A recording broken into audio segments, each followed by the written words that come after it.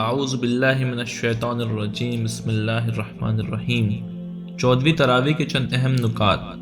آج کی تراویح میں 17ویں پارے کے 5ویں رکوع سے 18ویں پارے کے 8ویں رکوع تک تلاوت کی گئی۔ آج کی آیات حضرت ابراہیم علیہ السلام کے تذکرے سے شروع ہوتی ہے، یہ بتاتے ہوئے کہ ہم نے انہیں ہدایت و معرفت عطا فرمائی جو ان کے شایان شان تھی، اور وہ یوں ہی نہیں بخش دی تھی بلکہ نہایت کڑے امتحانوں سے گزار کر بخشی تھی۔ انہیں امتحانوں کے ذریعے انہوں نے اپنے آپ کو اس کا حقدار ثابت کیا۔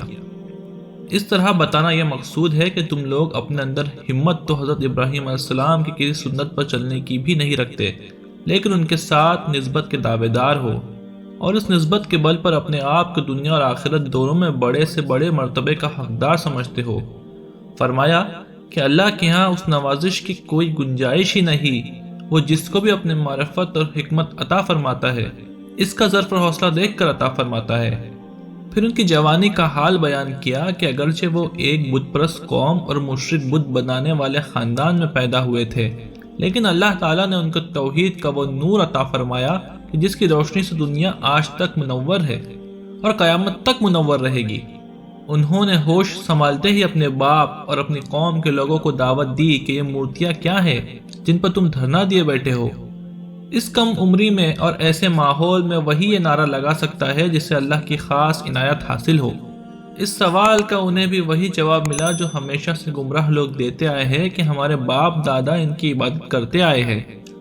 انہوں نے پوری بے خوفی سے کہا، تم اور تمہارے باپ دادا جو خود ابراہیم علیہ السلام کے باپ دادا بھی تھے، سب کھلی گمراہی میں رہے اور تم بھی ہو۔ کوئی گمراہی اس دلیل سے ہدایت نہیں بن جاتی کہ وہ باپ دادا کے دور سے ہوتی چلی آ رہی ہے۔ پھر حضرت ابراہیم علیہ السلام نے موقع پا کر سب چھوٹے بتوں کو پاش پاش کر دیا اور بڑے کو رہنے دیا۔ جب حضرت ابراہیم علیہ السلام پر شبہ کر کے انہوں نے باز پرس کی تو آپ نے کہا، مجھ سے کیا پوچھتے ہو؟ ان بتوں سے پوچھو کس نے ان کا یہ حشر کیا ہے، بلکہ میں تو سمجھتا ہوں کہ اس بڑے بت نے کیا ہوگا۔ حضرت ابراہیم علیہ السلام نے اپنے حکمت سے پوری قوم کو ایسے مقام پر لا کھڑا کیا کہ انہوں نے خود اعتراف کیا کہ یہ بول نہیں سکتے۔ تو آپ نے کہا، پھر یہ کس مرض کی دوا ہے؟ ایسے بے بس بتوں کو تم پوچھتے ہو؟ بجائے اپنی غلطی ماننے کے قوم نے کھسیا کر آپ کو آگ میں ڈال دیا۔ تعصب میں لوگوں کی عقلیں اسی طرح مار دی جاتی ہے، مگر اللہ نے اس آگ کو حضرت ابراہیم علیہ السلام کے لیے ٹھنڈک اور سلامتی بنا دیا۔ اللہ کے لیے کچھ مشکل نہیں، وہی ہر چیز میں تاثیر پیدا کرتا ہے۔ کیا دیکھتے نہیں کہ ایک ہی دوا سے کتنے لوگ اچھے ہو جاتے ہیں، اور اسی دوا سے جسے مرنا لکھا ہوتا ہے اس کی طبیعت الٹی خراب ہو جاتی ہے۔ اس پر بھی لوگوں کی آنکھیں نہ کھلی تو حضرت ابراہیم علیہ السلام، ان کی بیوی اور چچا زاد بھائی حضرت لوط علیہ السلام ہجرت کر کے نکل کھڑے ہوئے، اور اللہ نے ان دونوں کو الگ الگ ٹھکانے دیے۔ پھر صفاتی ترتیب کے ساتھ انبیاء کا ذکر کیا جو صبر اور شکر کے امتحانوں سے گزرے اور ان میں 100% کامیاب رہے۔ چنانچہ پہلے حضرت داؤد علیہ السلام اور حضرت سلیمان علیہ السلام کا حوالہ دے کر بتایا کہ ان کی طرح ہی شکر گزار بننا چاہیے، اور اقتدار پا کر بھی اللہ کے حکم کے مطابق معاملات چلانے چاہیے۔ پھر حضرت ایوب، اسماعیل، ادریس اور ذوالکفل علیہ السلام کا حوالہ دے کر نبی صلی اللہ علیہ وسلم اور آپ صلی اللہ علیہ وسلم کے مظلوم صحابہ کی ہمت افزائی کی کہ جس طرح اللہ کے ان نیک بندوں نے صبر اختیار کیا اور اللہ نے صبر کے بدلے میں اپنی رحمتوں سے نوازا، اسی طرح تم بھی مصائب کے مقابلے میں صبر کا مظاہرہ کرو، اللہ تمہیں بھی اپنی رحمتوں سے نوازے گا۔ گویا اب قیامت تک کے لیے مسلمانوں کو بھی یہی سبق دیا جا رہا ہے، کاش وہ اسے سمجھے۔ اسی طرح حضرت یونس، حضرت زکریا، حضرت یحییٰ، حضرت مریم اور حضرت عیسیٰ علیہ السلام کا حوالہ دیا جن کے لیے اللہ نے انتہائی تاریک اور مایوس کن حالات میں اپنی قدرت و حکمت کے نہایت حیرت انگیز کرشمے نمودار کیے، تاکہ یقین آ جائے کہ حالات و اسباب سب اللہ کے اختیار میں ہے، اس لیے اسے راضی کرنے کی فکر کرو۔ فرمایا، جو شخص ایمان والا ہو اور عمل صالح کرے تو اس کی ناقدری نہ ہوگی، ہمارے ریکارڈ میں سب محفوظ ہے۔ جب کوئی بستی ہلاک کی جاتی ہے تو دوبارہ اسے موقع نہیں دیا جاتا۔ تم اور تمہارے وہ معبود جنہیں تم اللہ کو چھوڑ کر پکارتے ہو جہنم کا ایندھن ہے، وہاں تم کو جانا ہے۔ اگر یہ واقعی معبود ہوتے تو جہنم میں نہ جاتے۔ اب سب کو ہمیشہ اسی میں رہنا ہے، وہاں وہ پھنکارے ماریں گے اور حال یہ ہوگا کہ کان پڑی آواز نہ سنائی دے گی۔ رہے وہ لوگ جن کے لیے ہماری طرف سے بھلائی کا پہلے ہی فیصلہ ہو چکا ہوگا تو وہ یقیناً اس سے دور رکھے جائیں گے، اس کی سرسراہٹ تک نہ سنیں گے، من پسند چیزوں کے درمیان رہیں گے، انتہائی گھبراہٹ کا وقت ان کو پریشان نہ کرے گا، اور ملائکہ بڑھ کر ان کو ہاتھوں ہاتھ لیں گے کہ یہ وہی دن ہے جس کا تم سے وعدہ تھا، یہ وہی دن ہے جب ہم آسمان کو ایسے لپیٹ کر رکھ دیں گے جیسے چادر لپیٹ دی جاتی ہو، اور جیسے ہم نے تم کو پہلی بار پیدا کیا ویسے دوبارہ پیدا کریں گے، یہ پکا وعدہ ہے جسے ہم ضرور پورا کریں گے۔ زبور میں نصیحت کے بعد ہم نے لکھ دیا کہ ہمارے نیک بندے زمین کے وارث ہوں گے۔ یہ عبادت گزار بندوں کے لیے بڑی خبر ہے، اور اے نبی صلی اللہ علیہ وسلم، ہم نے آپ کو سارے عالم کے لیے رحمت بنا کر بھیجا ہے۔ سورہ کے خاتمے پر نبی صلی اللہ علیہ وسلم اور صحابہ کو اطمینان دلایا کہ اپنے کام میں لگے رہو، جو اختلاف کرتے ہیں ان کا معاملہ ہم پر چھوڑ دو۔ اس کے بعد سورہ حج ہے، یہ مکی دور کی آخری سورہ ہے، جبکہ قریش کے ظلم و ستم سے تنگ آ کر مسلمانوں نے مدینہ ہجرت شروع کر دی تھی، اور نبی صلی اللہ علیہ وسلم کی ہجرت کا وقت بھی قریب آ گیا تھا۔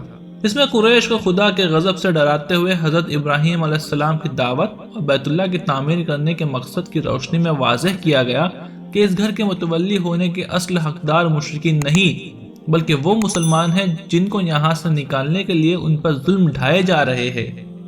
اس طرح قریش کو خدا کا غدار اور غاصب قرار دیا گیا، اور مسلمانوں کو بشارت دی گئی کہ اللہ ان کی حفاظت فرمائے گا اور قریش کی جگہ ان کو اپنی امانت کا امین بنائے گا۔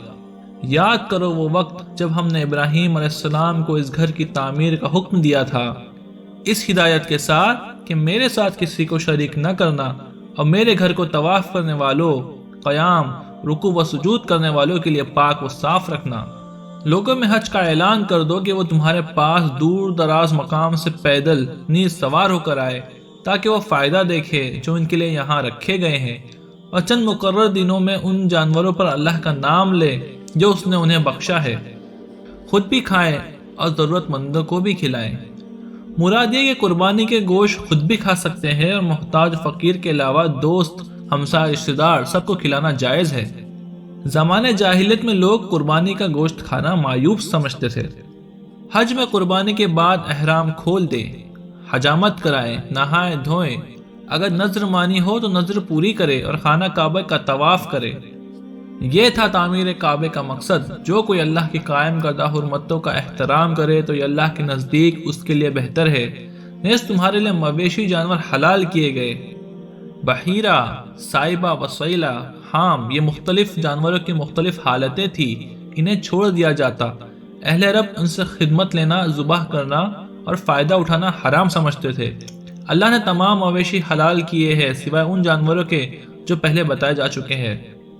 بس بتوں کی گندگی سے بچو اور جھوٹی باتوں سے پرہیز کرو، یکسو ہو کر اللہ کے بندے بنو، اس کے ساتھ کسی کو شریک نہ کرو۔ جو کہ اللہ کے ساتھ شرک کرے تو گویا وہ آسمان سے گر گیا اور پرندوں نے اسے اچک لیا ہو، اور ہوا نے ایسی جگہ لے جا کر پھینک دیا ہو جہاں اس کے چتھڑے اڑ جائے۔ ہم نے ہر امت کے لیے ذبح کا ایک طریقہ مقرر کیا ہے تاکہ لوگ ان جانوروں پر اللہ کا نام لے جو اس نے انہیں بخشے ہیں۔ تمہارا خدا تو بس ایک ہی ہے، اسی کے فرما بردار بنو۔ اے نبی صلی اللہ علیہ وسلم، عاجزانہ روش اختیار کرنے والوں کو خوشخبری دے دو، جن کا حال یہ ہے کہ اللہ کے ذکر سے ان کے دل کانپ جاتے ہیں، مصیبتوں پر صبر کرتے ہیں، نماز قائم کرتے ہیں، جو روزی ہم نے انہیں دی ہے اس میں سے اللہ کی راہ میں خرچ کرتے ہیں۔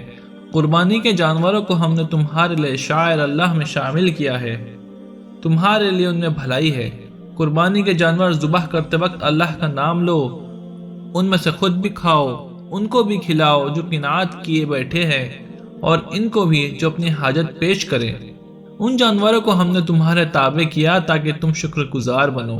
اللہ کے یہاں قربانی کا نہ تو گوشت پہنچتا ہے نہ خون، مگر اسے تمہارا تقوی پہنچتا ہے۔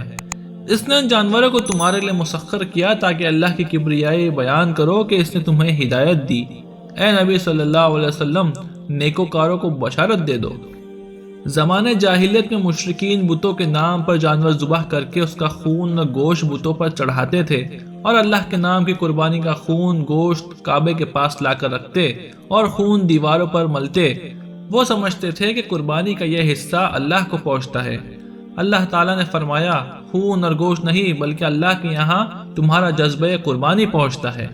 سورہ ختم کرتے ہوئے قریش کے مشرکانہ عقائد کے خلاف زبردست استدلال پیش کیا جو ہر زمانے میں قابل غور ہے۔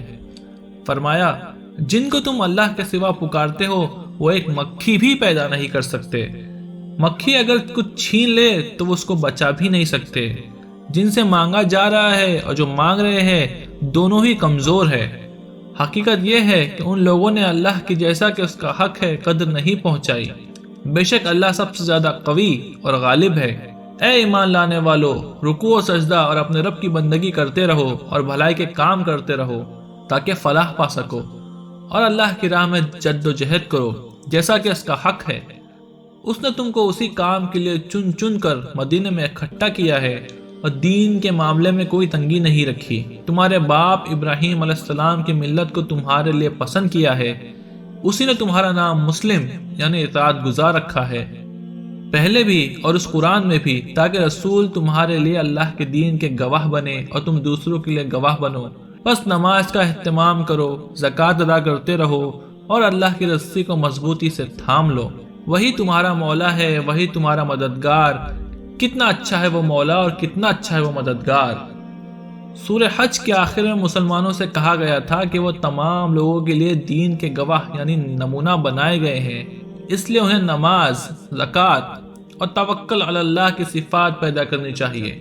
سورہ مومنون کی ابتدا اس تفصیل سے کی گئی ہے کہ فرمایا کامیاب ہو گئے وہ اہل ایمان جو اپنی نمازوں میں خشوع اختیار کرتے ہیں، لغویات یعنی فضول و بے مقصد باتوں اور کاموں سے دور رہتے ہیں، اپنے نفس، اخلاق، زندگی اور مال سب کا تزکیہ کرتے رہتے ہیں، اپنے جسموں کے قابل شرم حصوں کو چھپا کر رکھتے ہیں اور جنسی معاملات میں آزاد و بے لگام نہیں ہوتے، اپنی امانتوں اور عہد و پیمان کا پاس رکھتے ہیں، اپنی نمازوں کی محافظت کرتے ہیں۔